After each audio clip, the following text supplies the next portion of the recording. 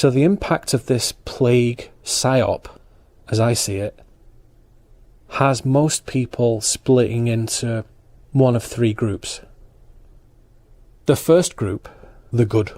This group of people believe that the cavalry are going to save us, and everything's fine, and the covert master plan is going ahead full speed, full control. The cavalry's here. The stealthy good guys have everything, all the intel, all the tech, all the good stuff, and the baddies are just totally screwed now. And now we just need to be patient and sit back and watch our computers and let things unfold. Something big is coming, and everything's going to be good. Game over. The second group, the bad. This group believes that we're all hopelessly doomed. This plague is just the last straw, the final nail in the coffin, and this sort of terrible cataclysmic pretext for complete social control by empire. That's what this is. And we're talking cashless society, deep state crypto, mandatory vaccines, chips, 5G, satellites, and just some bloody giant appalling transhumanist dystopian nightmare where human independence is just crushed. Game over. The third group, the ugly. This group is made up of really the biggest demographic, normal people. Normal people who, as ever, have got their head up their bum and just don't know what is happening, really. Unless the BBC or CNN or some hideous website tells them, or their president or governor or minister or whatever tells them what's going on and what they should do. And honestly, I don't know what we can do for these people.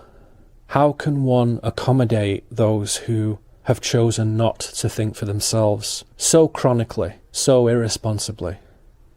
And as you can see, if you look around, these people, somewhat predictably, just run neurotically around in various stages of outrage and suspicion and sanctimony and fear. Again, game over. All of these three groups, the good, the bad and the ugly, have two things in common. One is that they're all naive.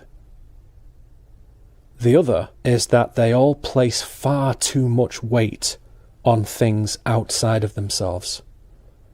Things which are distant and man-made and unknowable, and potentially very disempowering. So the acolytes of these three groups are very easily deceived, and like lemmings, are apt to just march off the cliff at the right moment. The truth is, our salvation is 100% a spiritual matter. It's all between you and God. Your own life and being and reason ought to be the primary means of establishing a deepening connection to reality. Your insights, your inquiries, your practices, your contemplations are the gold. Your daily walk with God is the only thing in the universe that will save you.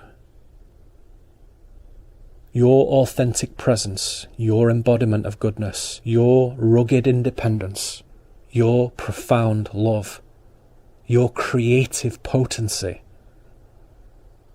are what it's all about. Not some tripe from the good, the bad and the ugly crowds.